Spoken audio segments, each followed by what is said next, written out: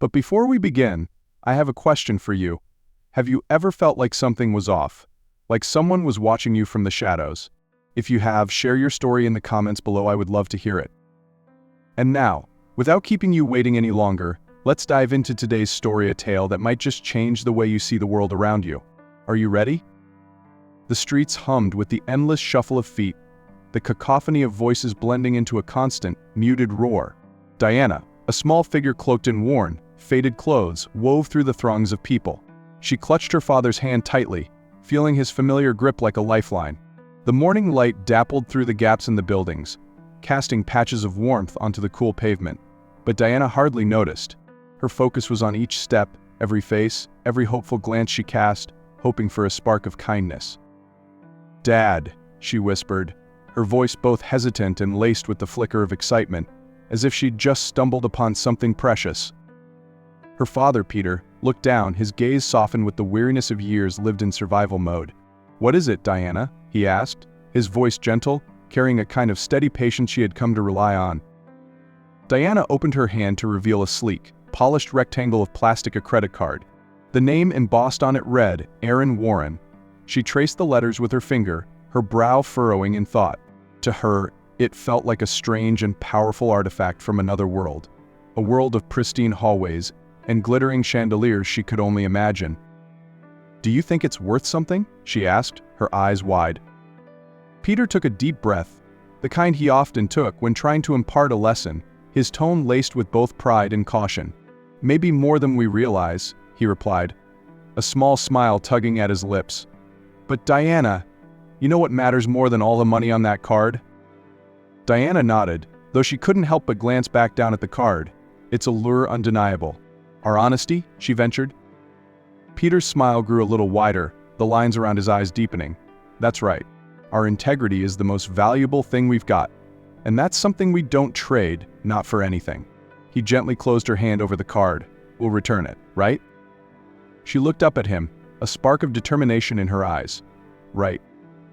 With that decision made, the path before them seemed clearer, even if it led them somewhere they could hardly imagine themselves, back to wherever a man like Aaron Warren would be staying. A person with that kind of name on a card, Peter guessed, wasn't exactly frequenting the streets where they roamed. They set off, moving together through the crowded streets toward the towering building of the Grand Cascade Hotel, a place Diana had only ever seen from afar, her head tilting back to glimpse its towering spires. The revolving doors, the glint of glass and gold, the smell of expensive cologne in the lobby, each new sensation drew her into a world so different from the one she and her father knew. But as soon as they stepped inside, all eyes were on them, or rather, on their clothes, their unkempt appearance, the dirt on their shoes. It felt as though the quiet, pristine air of the lobby buzzed with a silent judgment. Diana clutched her father's hand tighter. Then came a voice sharp and laced with skepticism. "Can I help you?" A young man with a crisp suit and a rigid posture approached them, his gaze flickering over them with a mix of suspicion and disdain. Diana noticed his name tag, Nathan Warren. Peter started, choosing his words carefully, trying to find the best way to explain. "We found this card." He held it out, his voice calm but firm. "We wanted to return it." Nathan's eyes narrowed, his expression hardening. He didn't even glance at the card. "People like you don't just find things like this." His words dripped with accusation, and Diana felt her cheeks flush with a mix of embarrassment and anger. Diana couldn't keep quiet any longer. "We're not here to steal. We just wanted to do the right thing," she said, her voice quivering despite her best effort to keep it steady. But Nathan shook his head, dismissing her words as if they were nothing more than background noise. "The right thing?" he scoffed. "I'm sure you know exactly what you'd like to do with that card, don't you?" The words stung. Diana looked up at her father, who was trying to keep calm, his jaw clenched. She saw the weight of their decision in his eyes, the heaviness of the struggle they faced every day just to hold on to their integrity. And here, in this glitzy lobby, it felt like all of that meant nothing. Then, from across the room, another voice interrupted, a calm, deep tone with a hint of authority. "Nathan." The young man turned, and Diana followed his gaze to see an older gentleman, sharply dressed yet approachable, watching the scene unfold. Aaron Warren. Diana's heart skipped a beat. Aaron's gaze was firm, but a hint of disappointment flashed in his eyes as he looked at his son. "You didn't take a moment to listen, did you, Nathan?" he asked, his voice both gentle and reproachful. Nathan stiffened, caught off guard. But Aaron didn't wait for a response. Instead, he turned to Diana and Peter, his expression softening.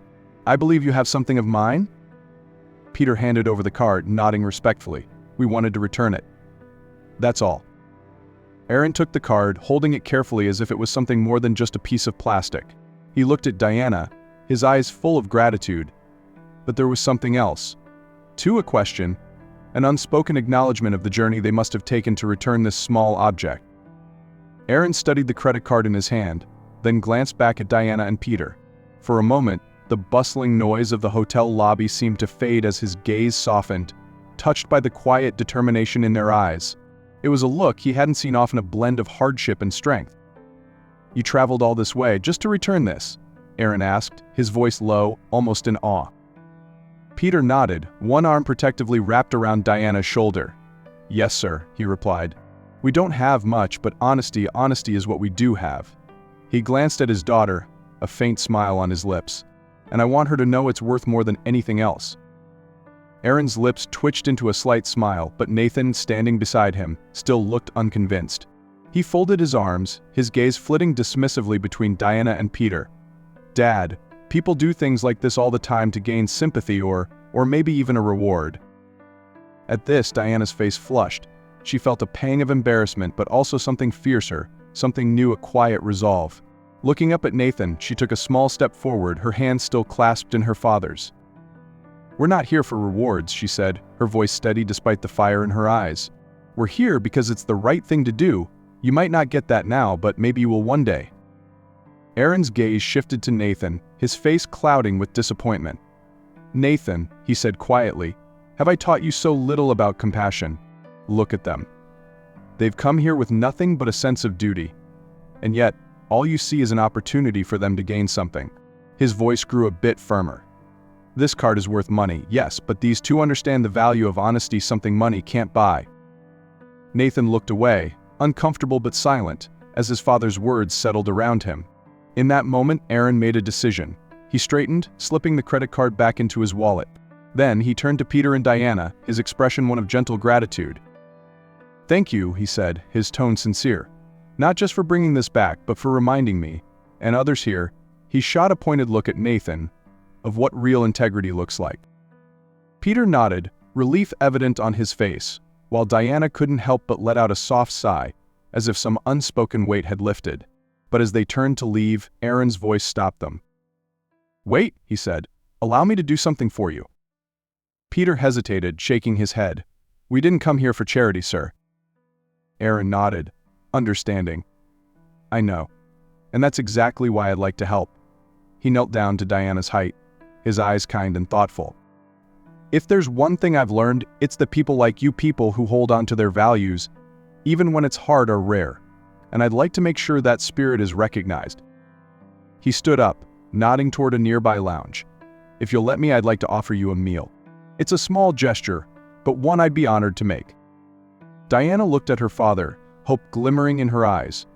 Peter finally gave a small nod, his lips curving into a grateful smile. They followed Aaron toward a small, elegant table in the lounge. The place was pristine, unlike anywhere Diana had ever sat. She looked around in awe as a server brought a menu, her fingers brushing over the embossed letters. Nathan, however, didn't join them. He stood off to the side, watching, his arms still crossed but his expression conflicted. He hadn't expected any of this. And the more he watched his father's calm demeanor, his father's warmth and respect for this small, struggling family, the more he felt something strange stirring inside him, a discomfort, an unease he couldn't shake. Diana picked up the menu, and her eyes widened at the choices. She had never seen such dishes. Each word seemed like a promise of warmth and comfort. But beyond that, she felt the warmth of Aaron's kindness. And as she looked at her father, who looked back at her with pride and perhaps a tear in his eye, she realized that this moment, this act of returning a mere card, had opened a door they hadn't known existed. Aaron lifted his glass, smiling warmly. To honesty and the strength it brings, he toasted, his eyes meeting Diana's. She raised her glass of water, meeting his gaze with the courage of someone who had fought battles of survival and integrity her entire young life. And across the room, Nathan watched, feeling a weight he hadn't felt before, the weight of witnessing true character, as fragile and strong as the girl who had walked through his father's doors. Later that evening, as Diana and Peter settled back into their small corner of the city, the atmosphere was thick with thoughts of the card they'd discovered. Diana glanced down at it, the letters Aaron Warren shimmering faintly in the dim light. There was something almost magical about it, as if the card itself held the key to a life far beyond the edges of her imagination. "Dad," she murmured, lifting the card toward him. "This card, it could change things, right?" Peter looked at her, the question hanging in the air. He saw the wonder in her eyes, that tiny flicker of hope they so rarely allowed themselves to feel. He reached for the card, turning it over in his hand, considering the weight of it, both real and symbolic. They had barely enough to eat, barely enough to keep them safe each night, and he understood the temptation. He felt it in his own heart. But there was something deeper, a value he'd worked hard to instill in Diana, even when the world gave them every reason to give up on it. And he couldn't shake the feeling that, for once, life was offering them a chance not just to survive, but to hold on to something more precious. "Yes," he replied, his voice soft but steady. "It could change things, sweetheart. But at what cost?" Diana's brow furrowed as she looked up at him, sensing the deeper meaning behind his words. "What do you mean?" Peter took a deep breath, gathering his thoughts. "Life's given us plenty of reasons to compromise, Diana. But we haven't, have we? We've stayed true to who we are." He held up the card, his gaze unwavering. It's just a piece of plastic, but it represents someone's hard work, their trust in the world. If we take that, we're giving up a part of ourselves. And that's something I'm not willing to do, not for this or anything else." Diana nodded slowly, her face reflecting the conflict she felt. She understood the weight of his words, though a small part of her couldn't help but dream of what that card might bring them. She thought of the warm meals they could afford, the comfort of a real bed, the safety that wealth could buy. "But if we gave it back, would it even matter to them?" she asked softly. "Would they care?" Peter smiled, a gentle but sad smile that held years of hard-earned wisdom. "Maybe they won't, but we will. We'll know. And that's enough." He placed the card in her hand, closing her fingers over it with a comforting squeeze. "You and me, Diana, we're richer than anyone with all the money in the world because we know what matters. We know what we're worth, even if no one else sees it." Diana felt a surge of pride and resolve as she looked up at him. In that moment, she realized that they had a power no one could take away from them, the power to choose. And she wanted to choose right, to honor her father's words, to be the person he believed she could be. If you find the story we bring today interesting, please comment awesome. If you feel the story is not interesting, please comment need more drama. She took a deep breath, her eyes shining with determination. "Then, let's give it back. Dad," she said, her voice steady. "Let's do it tomorrow." Peter nodded, his face softened by relief and pride. "That's my girl," he murmured, wrapping an arm around her shoulders. They sat together in silence, the card now a quiet reminder of their choice. As the sun began to dip below the horizon, casting the city in warm, golden hues, Diana felt a strange sense of peace wash over her. She knew they might never be wealthy or have the luxuries others took for granted. But they had something else, a strength forged by struggle, a bond strengthened by integrity. With her father beside her, she drifted to sleep that night, the card safely tucked away, waiting for its journey back to the world it belonged to. For now, they were content, knowing that they had made a decision they could stand by, one that gave them a quiet, unbreakable pride. And as dawn approached, they were ready to set off, card in hand, hoping the world would see them not as beggars, but as people worthy of respect, of dignity, of understanding. It was their decision, and no matter the outcome, they knew it was the right one. The next morning, the city streets were alive with the usual sounds of honking cars, distant chatter, and the hum of daily life. For Diana and Peter, however, the journey felt different today, a journey driven not by survival, but by choice. As they made their way toward the Grand Cascade Hotel, Diana could feel her heartbeat quicken with every step, the weight of the credit card in her pocket a constant reminder of the decision they'd made together. The hotel loomed in front of them, an elegant building of glass and steel, its towering presence both intimidating and awe-inspiring. Diana swallowed, glancing up at her father. The small nod he gave her was enough to quiet her nerves, just for a moment. Together, they pushed through the gleaming revolving doors and stepped into a world that seemed to be carved from a different reality. Inside, the lobby was a landscape of polished marble floors, sparkling chandeliers, and hushed conversations. Diana felt the weight of it all, her worn clothes and dusty shoes standing out against the pristine surroundings. Her hand instinctively tightened around her father's, as if to keep from being swept away by the sheer grandeur around them. But as they stood there, uncertain, a sense of unease settled over them. Eyes flickered their way, curious glances filled with questions, some with disdain. Diana could hear the low murmurs, catching fragments of whispers about strangers and out of place. A tall, sharply dressed concierge approached them, his gaze a mixture of suspicion and condescension. "Can I help you?" he asked, his tone polite, but laced with impatience, as if their presence was more an inconvenience than anything else. Peter cleared his throat, his voice calm yet firm. "We're here to return something that belongs to Mr. Aaron Warren. We found his card yesterday, and we wanted to make sure it was returned."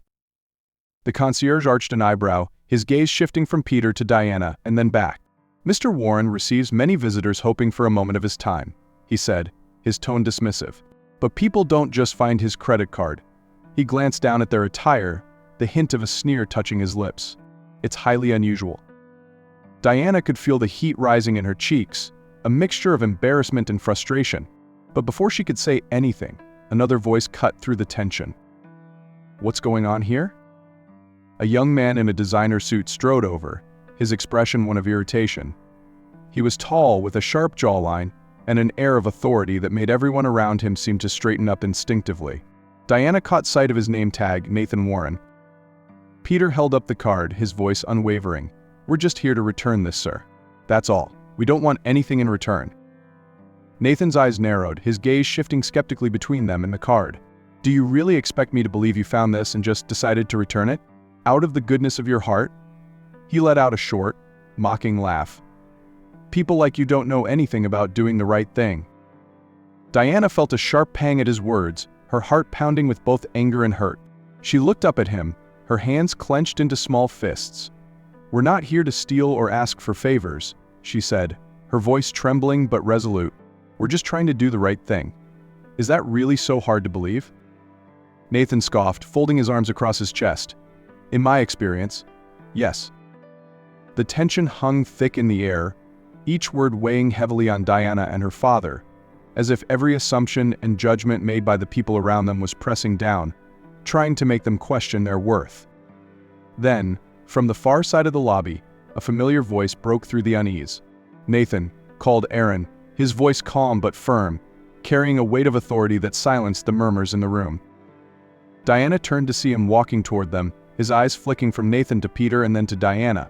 Aaron stopped in front of them, his expression softened by the faintest hint of recognition and a deep disappointment as he looked at his son. "Is this how we treat people who come here with honesty and decency?" Aaron asked, his voice as calm as it was disappointed. Nathan opened his mouth to respond, but Aaron held up a hand. "We'll talk about this later. For now, let's hear them out." With those words, Aaron extended his hand toward Peter, his gaze meeting Diana's with a look of gratitude and understanding that made her feel seen for the first time since they'd stepped through those doors. In that moment, they no longer felt like strangers in a world that didn't welcome them. They felt respected, acknowledged, and perhaps, finally understood. Aaron's words quieted the lobby, his presence commanding a calm authority that seemed to settle over everyone in the room. He turned back to Diana and Peter, his expression softened but his gaze filled with curiosity and something like admiration. For Diana, standing there under his steady, kind gaze, it felt as though the whirlwind of judgment they'd faced moments ago had finally settled. But Nathan wasn't finished. He stepped forward, his face dark with frustration, his voice low but sharp. "Dad, you don't know what they're trying to pull. People like this don't walk into places like ours just to return things. It's obvious they're here hoping for something more." Diana's face flushed, and her father's grip on her shoulder tightened protectively. She looked up at Nathan, her eyes blazing with a mix of anger and hurt. "We didn't come here to ask for anything," she said firmly, though her voice trembled. "We found the card, and we thought it was the right thing to bring it back. That's all." Nathan crossed his arms, his expression skeptical and cold. "The right thing? Huh?" he sneered, People like you wouldn't know anything about that." Aaron's face tightened, a shadow of disappointment crossing his eyes. "Nathan, that's enough," he said, his voice calm but steely. "This is no way to treat anyone, especially people who came here with honesty and integrity." But Nathan wasn't finished. He shook his head, dismissing his father's words. "You're being naive, Dad.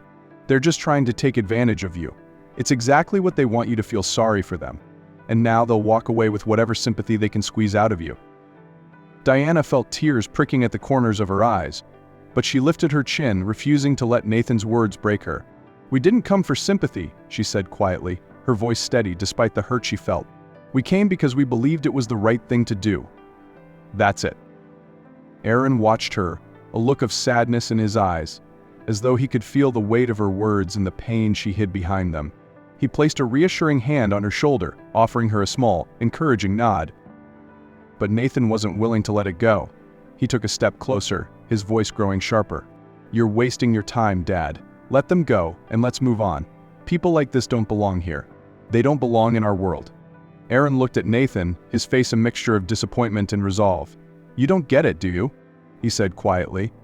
"You're blinded by what you think you know, but sometimes people like Diana and Peter are the ones who remind us of what matters most." Nathan rolled his eyes, dismissing his father's words. "Fine, Dad, you can think whatever you want, but one day you'll see people like them for who they really are."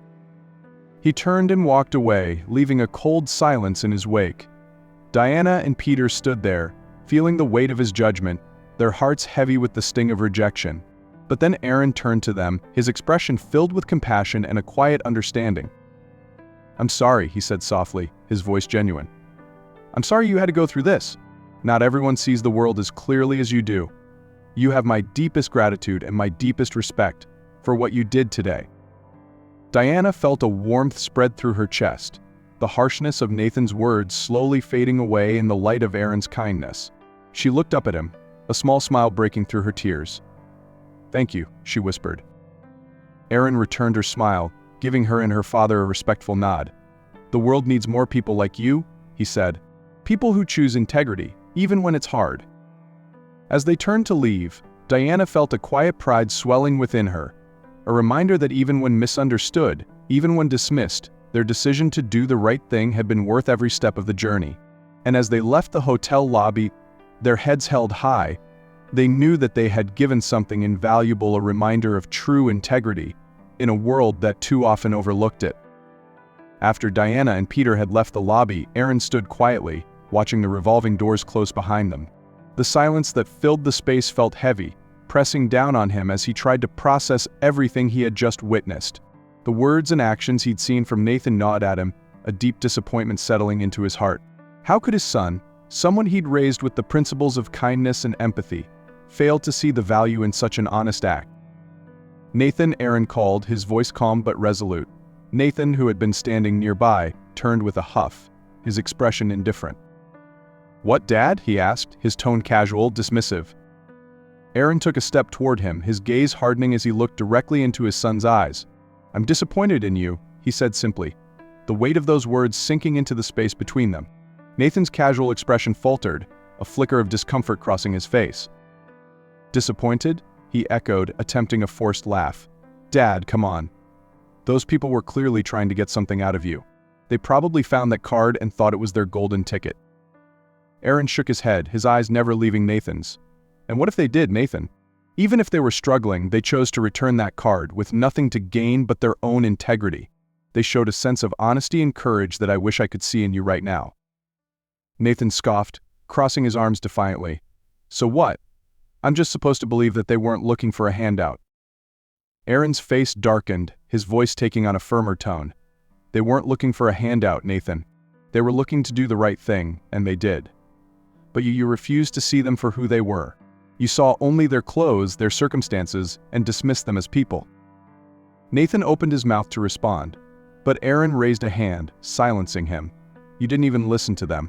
You assumed they were here to take advantage, without taking a moment to think of what it might have cost them just to walk through those doors." A heavy silence fell between them, the echoes of Aaron's words settling in. Nathan shifted uncomfortably, the impact of his father's disappointment finally beginning to register. He hadn't seen this side of his father before, this unyielding strength tempered by sadness. "Dad, Aaron cut him off, his voice calm but final. "I've made my decision, Nathan. You need to understand what life feels like for those who don't have the privileges you take for granted. If you truly believe that everyone has it as easy as you, then maybe it's time you experience something different." Nathan looked up, confused, an uneasy feeling creeping into his chest. What are you saying?" Aaron held his gaze, his expression unwavering. "Tomorrow, you're going to spend 24 hours on the streets. No money, no phone, no security blanket. Just you on your own. Maybe then you'll come to understand the value of what people like Diana and her father live through every single day." Nathan's face drained of color as his father's words sank in. "You can't be serious." Aaron's voice was gentle but unyielding. "I am serious, Nathan. If you want to understand the real world, you need to live in it, just for a day. You'll have nothing but your own strength and integrity. And when you come back, I hope you'll have a new perspective on what it means to have compassion." Nathan's hands clenched at his sides, a surge of anger and fear mixing inside him, but Aaron didn't waver. He could see the pain in his father's eyes, the disappointment that ran far deeper than this one incident. For the first time, he felt the weight of his actions and the gravity of his father's judgment. As Aaron turned to leave, he looked back at Nathan, his expression softening slightly. "This isn't about punishment, son. It's about understanding. I want you to know the world beyond these walls, to see people like Diana and her father for who they really are. Maybe then you'll understand what it truly means to be grateful." With that, Aaron walked away, leaving Nathan standing alone, the reality of the next day beginning to settle around him. He felt a pang of uncertainty, the world he'd taken for granted now seeming fragile, foreign. And for the first time, he wondered what he might discover about himself when faced with the very life he had dismissed. The following day, the world looked different to Nathan. Gone were the comforts he had grown accustomed to, the security of his credit cards, his phone, and the ever-present safety net of his family's name. He stepped onto the busy streets wearing simple, unbranded clothes, his face bare of the confidence he usually wore like armor. As he walked, each step felt heavier than the last, the reality of his father's challenge settling on him, like a weight he hadn't anticipated. He had never really noticed the people who sat on the street corners, their faces weathered, their eyes hollow with exhaustion. Today, however, he felt their eyes on him, saw the world as they might, each passerby avoiding his gaze, each glance filled with indifference or even a hint of disdain. He pulled his coat tighter around himself as he felt the first chill of vulnerability seep into his bones. Around midday, hunger began to gnaw at him. He had left the house with nothing, not even a single dollar. He scanned the crowded street, looking for something, anything that might relieve the ache in his stomach. He spotted a small outdoor cafe, where he lingered near the edge, the aroma of fresh bread and coffee filling the air. He hesitated, hoping that maybe someone would spare a few coins. As he stood there, a young woman approached him. She looked like she belonged to this world of hardship, her clothes faded, her shoes worn. She held a small bag of sandwiches in her hand and offered one to him, her face kind and her voice gentle. "Hungry?" she asked, her tone understanding. Nathan blinked, momentarily stunned by her generosity. He nodded, taking the sandwich with a muttered thank you, his voice quieter than he'd ever heard it before. As he ate, she introduced herself as Kathleen, sharing snippets of her story, a life of loss and resilience, each word reflecting the hardships she'd endured. "Out here, you become invisible," Kathleen said softly, her eyes distant. "People walk by like you're just part of the sidewalk, like you don't even exist." Her words resonated with him, echoing his father's disappointment, and Nathan felt a twinge of guilt. He had once been one of those people walking past without a second thought. But now, here he was, sharing a sandwich with someone he might have overlooked just a day before. As the hours wore on, he met others like Kathleen, a young man named Bobby who had once been a mechanic but lost everything after an injury, an older woman named Marjorie who had been evicted from her apartment. Each story was a reminder of how fragile life could be, how quickly it could all unravel.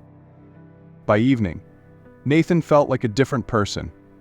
He was tired, cold, and hungry again, but more than that, he felt an unfamiliar sense of humility. He had learned more in a single day on the streets than he had in all his years of privilege. As night fell, he found a place to sit on a deserted bench, wrapping his arms around himself for warmth. For the first time, he allowed himself to truly see the world around him, the way the city lights cast long shadows on empty streets, the sound of distant laughter, the smell of cold concrete and stale food. He understood now what his father had meant, why this experience was necessary. When dawn broke, Nathan felt a quiet determination settle within him. He no longer wanted to return to the life he'd had without making some kind of change. He wanted to help those he had once overlooked, to create something meaningful. When he finally returned home, he found his father waiting, his gaze calm and expectant. Nathan looked into his father's eyes and nodded, his voice steady but humbled. "I needed a wake-up call, and I got it," he admitted, his words carrying a newfound weight. Aaron's face softened, pride flickering in his eyes. "And what will you do with it, Nathan?" he asked, his tone gentle but firm. Nathan took a deep breath. "I want to make a difference. I want to use what we have to help people like Kathleen, Bobby, and Marjorie. I think I finally understand what you were trying to show me." Aaron nodded, a small, approving smile tugging at his lips. Nathan had finally stepped out of his own shadow and into a world that needed his empathy, his compassion, and his determination to make a real difference. As the day continued, Nathan wandered through different parts of the city, observing and absorbing his surroundings with fresh eyes. The streets felt like a vast open stage where each person played out their own private struggles, some visible, some hidden in silent resignation. Nathan's clothes, now rumpled from a night of restless sleep on a cold bench, made him blend in with the crowd of those who walked these streets day after day, unseen and unnoticed. He soon found himself near a soup kitchen, where a line of people, most of them bundled in mismatched jackets and worn hats, stretched around the block. Nathan hesitated, unsure if he belonged here, but hunger tugged at him. He joined the line, feeling the glances of those around him, some wary, others indifferent. It wasn't long before an older man standing beside him struck up a conversation. His name was Bobby, a former mechanic who had lost everything after a workplace accident. Bobby's face was lined with years of hardship, his hands rough and calloused, yet his eyes held a spark of resilience. "Been out here long?" Bobby asked, his tone casual, as if they were old friends. Nathan shook his head. "No, just recently," he replied, choosing his words carefully, not wanting to reveal too much. Bobby nodded knowingly. "It takes a while to get used to. People look at you like you're invisible, like you don't have a story of your own. But everyone here, we've all got one." Nathan listened, surprised by how open Bobby was. He shared details of his own life, a once stable job, a family he'd lost touch with, a home he could barely remember. Each word felt like a piece of a life that had been stripped away, leaving behind only memories and a struggle for survival. When they reached the front of the line, the volunteers handed each of them a bowl of soup and a piece of bread. Nathan hadn't realized how much he'd missed something warm to eat, and as he took his first bite, he felt an overwhelming gratitude for something he would have once taken for granted. He looked at Bobby, who was savoring his meal with quiet contentment, and felt a strange sense of connection to this man, someone he'd never have known if not for his father's challenge. After they ate, Nathan continued down the streets and came across a woman huddled against the wall of a building, clutching a small cardboard sign that read, "Anything helps." She looked up as he approached, her face tired but gentle, her eyes carrying a quiet strength. Her name was Marjorie, and as they talked, she explained that she had once been a schoolteacher. When her husband passed away and medical bills piled up, she lost her home. She had nowhere to turn and no one to help. Marjorie spoke with a calm acceptance, as if this life had simply become her reality, yet Nathan could sense a lingering hope in her voice. "You're young," she said, her gaze piercing yet kind. "You don't belong out here. You have a chance to change things, not just for yourself, but maybe for others." Nathan swallowed, Marjorie's words lingering in his mind. These encounters weren't just stories, they were lives, real and raw, filled with a resilience he hadn't understood until now. He realized that these people didn't need pity or handouts, they needed empathy, opportunity, and a chance to reclaim their dignity. As night fell, Nathan found a quiet spot in a park, sitting on a bench under the glow of a street lamp.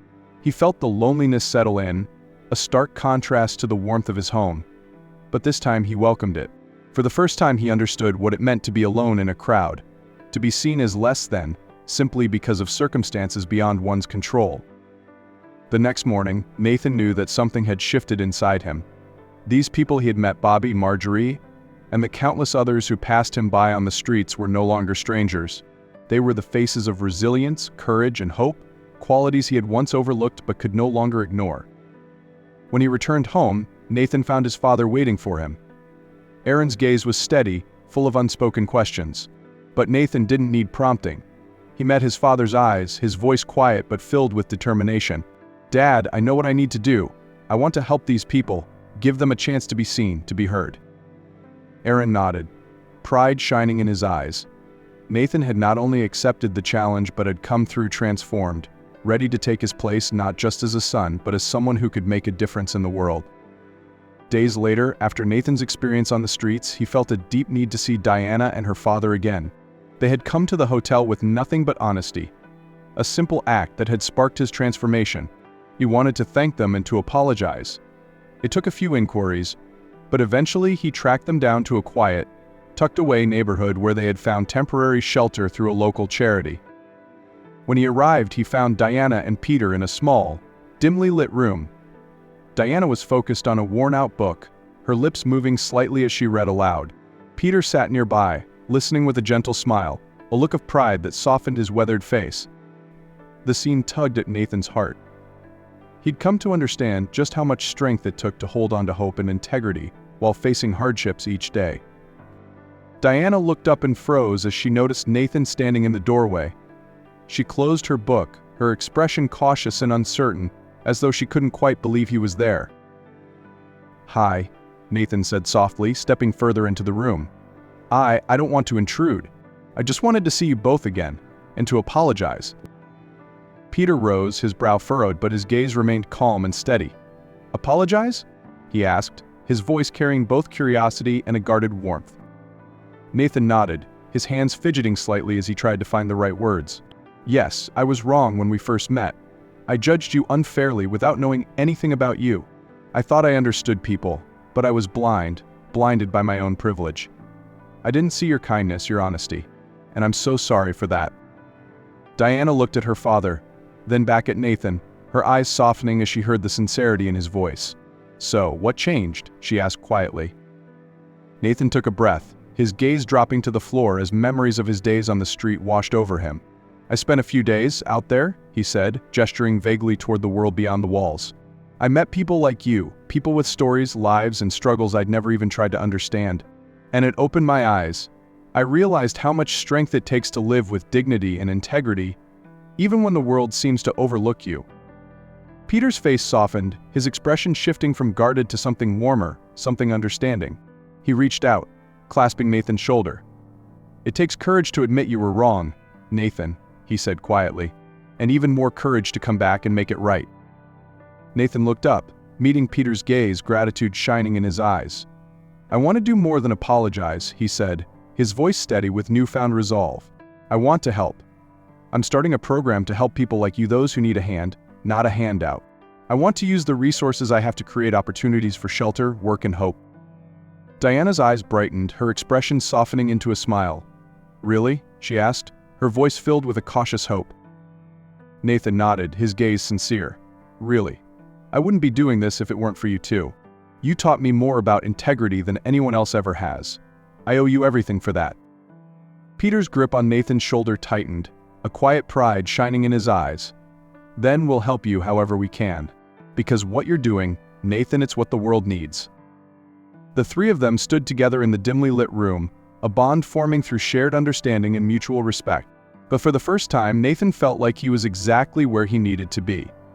And as he looked at Diana and Peter, he knew this was only the beginning of something meaningful, something he was proud to be part of.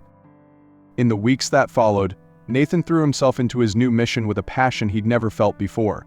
He could no longer ignore the faces, the voices, the stories he'd come to know during his time on the streets. With Diana and Peter's encouragement and insight, Nathan's idea evolved from a vague intention into a clear vision, a project that would offer real support to people struggling to rebuild their lives. Together, they decided to call it Hearts Without Homes, a name chosen by Diana, reflecting the warmth and dignity she hoped it would provide. Nathan's first step was to secure a small building on the city's edge, a modest space where those in need could find shelter, warmth, and perhaps a meal or two. He enlisted the help of his father, Aaron, whose support went beyond financial backing. Aaron believed in Nathan's transformation, recognizing the profound shift in his son's perspective. He'd seen Nathan's awakening and knew it was something worth nurturing. At the opening of the center, a small crowd gathered, a mixture of volunteers, people in need, and curious locals. Nathan stood beside Diana and Peter, watching as they welcomed people, their smiles warm, their eyes bright with a newfound hope. He could hardly believe that, only a short while ago, he had been dismissive of them. Now they were his partners, his friends, and his inspiration.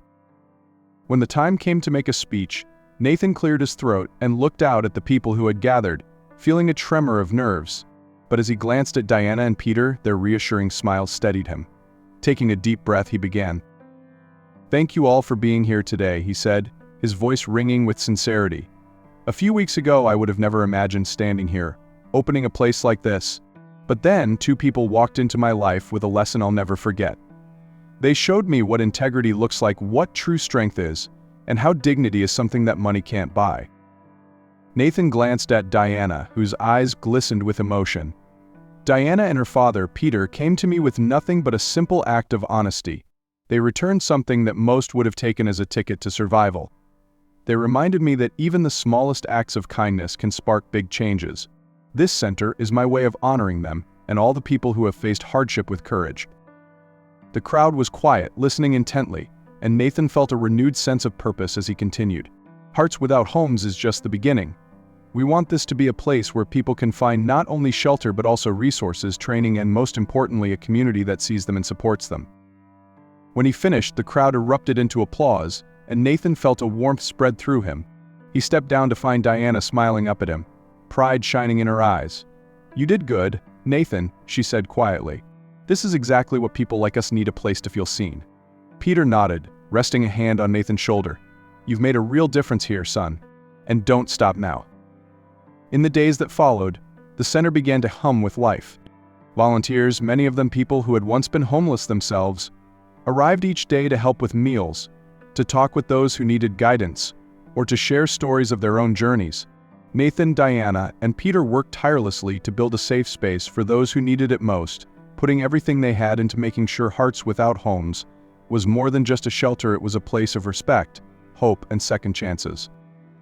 Diana often wandered the halls, talking to newcomers, sharing her own story, and inspiring others with her resilience. Nathan watched her with a quiet admiration, reminded of the impact one person's integrity could have. Every day, as he worked alongside Diana and Peter, he felt his purpose growing clearer, his life fuller. One evening, as the three of them sat in the now bustling center, Peter turned to Nathan, his eyes thoughtful. "This center, it's because of you. But remember, real change isn't simple. There will be challenges, setbacks. Don't lose sight of why you started this." Nathan nodded, the weight of Peter's words grounding him. "I won't. This place, these people, it's all part of something bigger, and I'm ready for whatever comes next." Together, Nathan, Diana, and Peter had created something that would last, a testament to the power of compassion, integrity, and above all, the belief that everyone deserves a place to call home.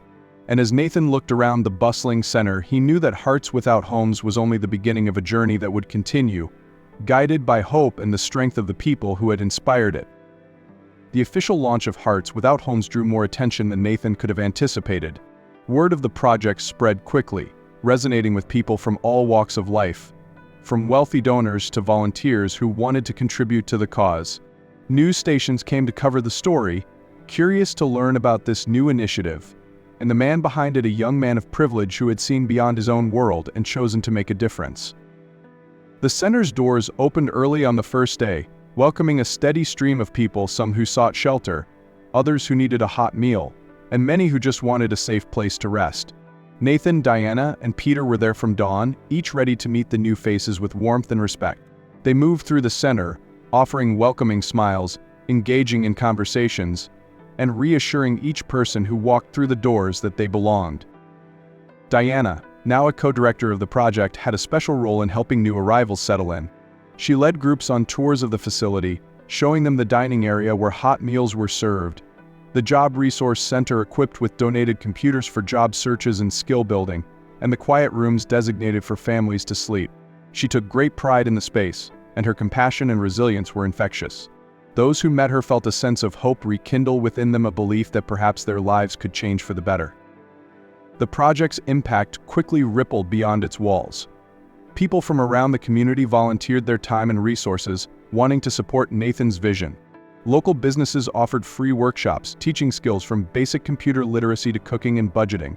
Therapists volunteered hours for mental health support, understanding that healing from homelessness often required rebuilding one's self-worth and mental resilience. Nathan was there every day, working side by side with the staff and volunteers, always with a quiet humility and determination. He would help clean tables, share meals, and listen to the stories of those who had come to Hearts Without Homes for refuge. He knew now that everyone who entered had a unique story, and he took time to listen to each one, learning from every individual who crossed his path. In one particularly moving moment, Nathan saw Kathleen, the woman who had shared her sandwich with him on the street, standing in the doorway, looking uncertain. He approached her, smiling warmly. "Kathleen," he greeted her, his voice filled with gratitude. "Thank you for what you did for me out there. I'd love for you to be part of this place." She smiled, her eyes softening as she recognized the young man she had once helped. "I'd be honored," she replied. "It's nice to see someone who truly wants to make a difference." Within weeks, the center was bustling with life, full of people who now had a safe place to come to each day. Some came to learn skills that would help them find steady work, others simply for the companionship and safety that the center provided. Diana, with her unshakable spirit, became the heart of Hearts Without Homes, and Nathan knew that he couldn't have done it without her and Peter's guidance. As the project gained traction, Aaron hosted a fundraising gala, inviting philanthropists, local business owners, and community leaders. Standing before the crowd, he spoke with pride in his voice. This center was born from a simple act of honesty and integrity, shown by people who have faced some of life's toughest challenges. Hearts Without Homes reminds us that every person, no matter their circumstances, deserves a chance to feel safe, respected, and supported. Nathan joined him on stage, looking out at the faces of those who had come to support their mission. "Thank you all," he began, his voice filled with emotion. "This is just the start. Every dollar, every volunteer, every kind word brings us closer to a world where no one feels invisible, where everyone has a chance to rebuild their lives with dignity." The evening ended with a wave of donations and commitments from supporters who believed in Hearts Without Homes. And as Nathan, Diana, and Peter closed up the center that night, they knew they were building something that would outlast them all, a legacy of compassion, community, and the belief that true wealth was in helping others. Hearts Without Homes had officially taken root, growing from a simple act of kindness into a beacon of hope, showing everyone who came through its doors that they were not alone, and that a better future was possible. The early months at Hearts Without Homes brought both moments of triumph and times of trial. Nathan, Diana, and Peter poured their energy into the center, watching with pride as lives began to change within its walls. They celebrated small victories, each job found, each family reunited, each person who walked through the doors with nothing but left with hope and a plan.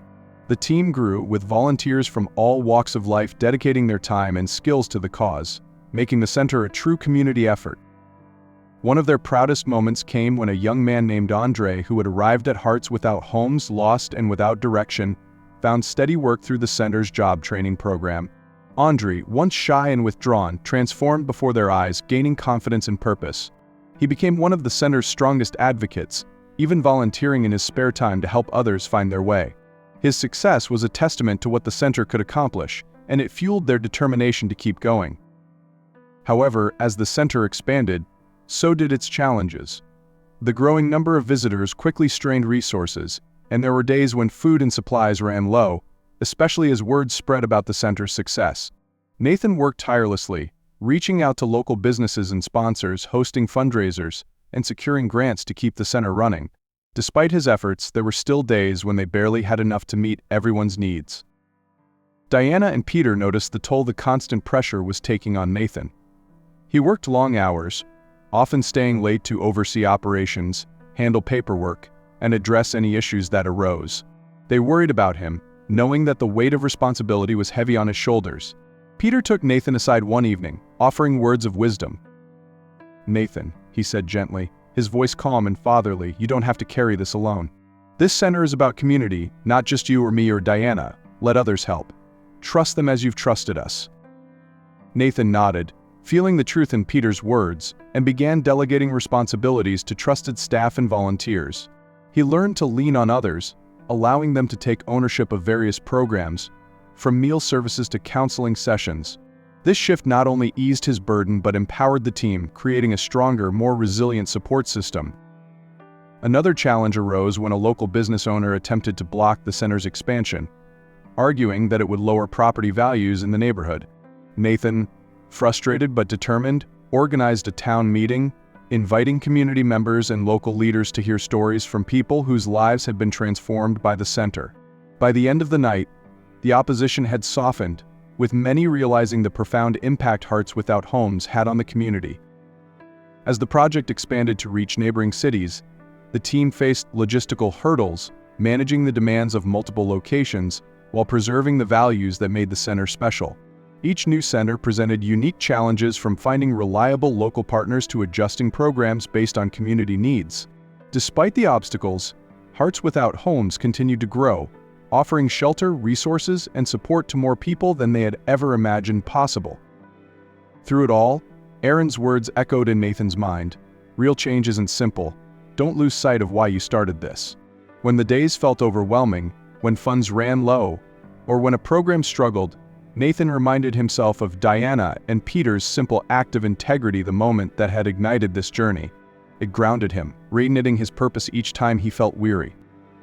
And each time he walked through the center's halls, watching the smiles, the reunions, the quiet moments of people finding hope, he knew that the struggles were worth it. With every success and every challenge, Hearts Without Homes was changing lives, just as it had changed his own. As Hearts Without Homes continued to grow, Diana's presence became an integral part of the center's heart and soul. Her compassion, resilience, and gentle wisdom inspired those who came through the doors, and it wasn't long before people began to look up to her, seeing her as a symbol of hope. But even as she poured her energy into helping others, questions about her past quietly lingered, unknown even to her closest friends. One afternoon, while going through a list of potential partnerships to expand their resources, Nathan received an unexpected call from a private investigator. Surprised and curious, he answered, only to hear the investigator mention Diana's name. The investigator, hired initially to trace resources for Hearts Without Homes, had stumbled upon something unusual: a connection in Diana's background, a piece of information buried in old records that no one had anticipated. "Mr. Warren, I've discovered that Diana may have been separated from her biological family years ago," the investigator said. "Her father, he might still be out there." Nathan's heart pounded. He hadn't known Diana's full story, only pieces she'd shared with him: a childhood marked by loss and resilience, and her fierce dedication to survival. But the idea that she had a family she didn't know about, that there was someone out there who might have been searching for her, left him stunned. Deciding to proceed with care, Nathan arranged to meet with Peter, knowing he had become a father figure to Diana. Together, they discussed the investigator's findings, and Peter confirmed that Diana had been separated from her family when she was very young. He had taken her in, raising her as his own, but he admitted he knew very little about her early years. "I never asked too many questions," Peter said, his voice low and steady. "She was a little girl who needed love, and I was someone who could give it." With Peter's support, Nathan shared the discovery with Diana. They sat together in a quiet room, away from the bustle of the center, Nathan's heart heavy with anticipation. He spoke gently, his words carefully chosen, knowing how sensitive this revelation might be. "Diana," he began, his voice soft, "there's something I recently learned, something about your past." She looked at him, curiosity and concern in her eyes. "The investigator we hired to help with the center found some records. It seems you may have family out there, possibly a father who's been searching for you." Diana's eyes widened, her face a mixture of disbelief and hope. She took a shaky breath, her hands trembling as she tried to process the news. A father," she whispered, almost to herself. "But I thought—" Nathan nodded, his gaze filled with empathy. "I know this is a lot to take in. I didn't want to keep this from you, especially when it could change everything you thought you knew." Diana sat in silence, absorbing the revelation, her mind racing through memories of her early years, fragmented images, fleeting moments, all tinged with a sense of loss. She looked at Nathan, her voice barely a whisper. "I have to know. I have to find him." With Nathan and Peter's support, Diana reached out to the investigator, who arranged a meeting with the man believed to be her father, Peter Langston. When the day came, Diana's heart raced as she entered the small meeting room. There, sitting across from her, was a man with familiar eyes, a look of recognition dawning on his face. "Diana," he said, his voice choked with emotion. Diana felt a flood of warmth, an indescribable connection pulling her toward him. She nodded, tears filling her eyes. "So you were always my real dad," she whispered, realizing that the family she had longed for had always been a part of her journey, even in ways she hadn't known. They embraced, the years of separation dissolving as they held onto each other. It was a moment of healing, of finding a part of herself she had thought lost. And with her family now complete, Diana knew that her life and her work with Hearts Without Homes was destined for even greater purpose. After reconnecting with her biological father, Diana felt as though a missing piece of her life had been restored. The experience of finding family amidst the hardships of her past sparked an idea that would extend beyond her personal journey. She realized that many people who came through Hearts Without Homes had similar stories, fragments of family connections left behind, loved ones lost through circumstances beyond their control, and the deep-seated longing to reunite. Inspired by her own experience, Diana proposed a new initiative, the Lost Bonds Family Reunification Initiative-ish. Sitting across from Nathan and Peter one evening, she explained her vision with a passion that left them moved and ready to support her in this new endeavor. Lost Bonds would be more than just a program, Diana began, her eyes shining with purpose. It's about giving people hope to find what they thought was lost forever. I know what it feels like to have that missing piece, and I want others to have the chance to find theirs too. Family is a foundation, something many of us on the streets don't have or have lost over time. Nathan nodded, fully engaged in her words. He could see how much this meant to her and understood the impact it could have. So this initiative would offer resources for people trying to find family, reconnect, or even heal from the past, he said thoughtfully. "I think it's powerful, Diana. It's something the world desperately needs." With Peter's guidance, they structured Lost Bonds to provide a variety of services, from access to records and search resources to emotional and psychological support for those preparing to reconnect with family. They partnered with social services, private investigators, and family therapists, creating a holistic program that could guide individuals through every step of the journey toward rediscovering their roots. Word of the Lost Bonds initiative spread quickly, attracting support from people who had experienced similar separations in their own lives and understood the transformative potential of family reunification. Community leaders, local officials, and even national organizations reached out, eager to back a program that was both innovative and deeply needed. On the day of the launch, Hearts Without Homes was filled with excitement and anticipation. People who had experienced separation came to share their stories, offering support to those just beginning their journeys. A small stage was set up in the main hall, where Diana stood to speak, surrounded by friends, volunteers, and program participants, all eager to be part of this new chapter. "When I found my father," Diana said, her voice filled with emotion, "I realized that there are thousands of people out there who deserve the same chance. Lost Bonds is for everyone who wants to reconnect with their roots, to find the family they've missed, and to build new memories. This is our way of reminding people that even in the darkest times, hope isn't lost." Her words were met with applause, and Nathan stepped forward to add, "Family is a bond that runs deep. It's something we often take for granted until it's gone. With Lost Bonds, we hope to rebuild those connections to help people find their families, and in doing so, find themselves." As the program took shape, Lost Bonds began reuniting families across the city, and soon, across the state. Each reunion was a testament to resilience, each story a reminder that even in hardship, love could find its way back. The initiative became a cornerstone of Hearts Without Homes, with people sharing their own journeys, volunteering to help others, and rekindling the hope that had once been lost. With every new family brought together, Diana's heart swelled with pride and purpose. Lost Bonds was not only a personal triumph but a beacon for everyone who walked through the doors. And as Hearts Without Homes grew, so did the reach of Lost Bonds, extending beyond the walls of the center to touch countless lives and show that no matter the distance or time, some bonds are never truly broken. A year had passed since the opening of Hearts Without Homes, and as the anniversary approached, the center buzzed with excitement. The team had decided to host a grand celebration to honor the milestones they had achieved and the lives they had touched. Invitations were sent to everyone who had been a part of the journey: staff, volunteers, community supporters, and most importantly, the individuals and families who had found hope, shelter, and even family through Hearts Without Homes and the Lost Bonds initiative. The evening of the celebration, the center was transformed. Twinkling lights were strung across the halls, tables were covered with flowers and photos capturing moments from the past year, and a stage was set for the night's speeches. The air was filled with the scent of warm food and the joyful sound of laughter, creating an atmosphere of warmth and gratitude. Nathan stood near the entrance, greeting guests as they arrived.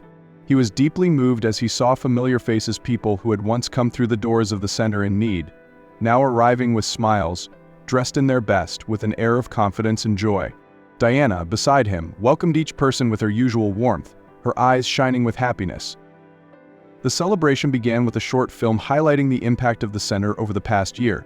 Clips showed families reuniting, individuals rebuilding their lives, and volunteers sharing moments of joy and laughter with the people they served. As the video ended, the room erupted in applause, and Nathan stepped onto the stage, his heart full as he looked out at the crowd. "Thank you all for being here tonight," he began, his voice steady but filled with emotion. "A year ago, Hearts Without Homes was just a vision, a dream to make a difference. But because of each of you, because of your strength, your resilience, and your belief in this mission, it's become something much more. We've built a family here, a place where everyone is welcome and where every story matters." Diana joined him, her smile radiating pride. She spoke next, sharing her gratitude and reflecting on the journey that had led her to this moment. "To everyone here, I want to say thank you. Lost Bonds would never have happened without the inspiration I found in each of you. I learned that no matter how far we may have drifted, there's always a way back to family, to love, and to hope." After the speeches, Aaron, Nathan's father, took the stage. He looked around, his gaze softening as he took in the sight of the people his son had brought together. "This center started with a single act of integrity," he said, his voice carrying warmth and pride. "And it's grown into something beautiful, a legacy of compassion and courage. Tonight, we celebrate not just this place, but each of you. You are the heartbeat of Hearts Without Homes, and I am honored to be a part of this family." As the evening continued, guests shared stories of their own journeys, some reuniting with people they had met at the center, others connecting with new friends who understood their path. The laughter, hugs, and quiet conversations were a testament to the bonds that had formed, the lives that had been rebuilt, and the hope that had been reignited. Toward the end of the night, Peter took Diana's hand and led her to the center of the room. Raising his glass, he proposed a toast. "To this family we've built, to everyone who believed in a better future, and to the strength of love and kindness. May we continue to be a light for those who need it most." Everyone raised their glasses, the room filling with cheers and applause. It was a moment of unity, of shared gratitude, and of hope for the future. As Diana looked around, her heart swelled with pride. This place, these people, this was her family, her purpose, and her legacy. The celebration marked not just a year of success, but the promise of many more to come.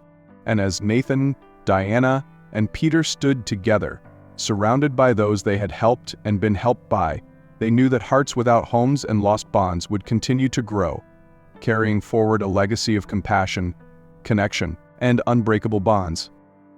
As the night of the anniversary celebration drew to a close, Diana found a quiet moment to step outside, away from the warm glow and bustling laughter filling the center. She looked up at the stars, letting the cool night air brush her face, and allowed herself a rare moment of reflection. Her life had been transformed in ways she had never imagined. From a young girl struggling to survive, she had become a part of something greater than herself. She had found a family, a purpose, and the strength to create change in the world. Nathan joined her outside, sensing her need for quiet companionship. For a while, they stood in comfortable silence, looking out at the city that had once been nothing but a place of hardship. Now, it was a city of possibility, of new beginnings for people who had once been invisible. Nathan looked over at her, his gaze filled with admiration. "Do you ever think about where this all started?" he asked softly. Diana nodded, a smile tugging at her lips. "All the time. It's strange to think how something as small as returning a credit card could lead to all of this." She paused, her voice growing thoughtful. "But I think that's what life is about, finding meaning in small acts and letting them ripple outward. Sometimes the simplest choices become the most powerful." Nathan smiled, feeling the truth of her words. You've become a symbol of hope for so many people, Diana. Your journey is inspiring, and it reminds all of us that even in the darkest times we have the power to create change. As they spoke, Diana felt a deep sense of peace settle within her. The people she'd met, the lives she'd touched, and the families she'd helped reunite through lost bonds, they were all part of her story now, a legacy she would carry forward with pride. She realized that she was no longer the lost, invisible girl she had once been. She had found herself in the love and kindness of others, and she had given that same love back tenfold. Turning to Nathan, she said quietly, I may have started this journey alone, but I'm not alone anymore. I have family now in every sense of the word, and that means everything. Inside, the celebration continued, but Diana knew that her legacy of hope would extend far beyond that night. It would live in every person who walked through the doors of hearts without homes, in every family reunited through lost bonds, and in the community of people who had come together to make a difference. Years from now, she imagined, people would look back at the work they had done, the lives they had touched, and see it as a beacon of light. Diana's story would inspire others to hold on to their integrity, to seek out kindness, and to believe in second chances. And perhaps, like her, they would find family in the most unexpected places. As they headed back inside to join the others, Diana felt a quiet pride and a sense of fulfillment she hadn't known was possible. Her journey was one of resilience, of rediscovery, of rebuilding, and through it, she had created a legacy that would live on, guiding others who found themselves lost and giving them hope that they, too, could find their way home. With a final glance at the stars, Diana whispered to herself, even the smallest acts can ripple out, bringing change to the world. And in her heart, she knew her journey was far from over. This was only the beginning of a legacy that would continue to grow, bringing hope to those who needed it most, reminding them that even in the darkest night, a single light could guide the way forward.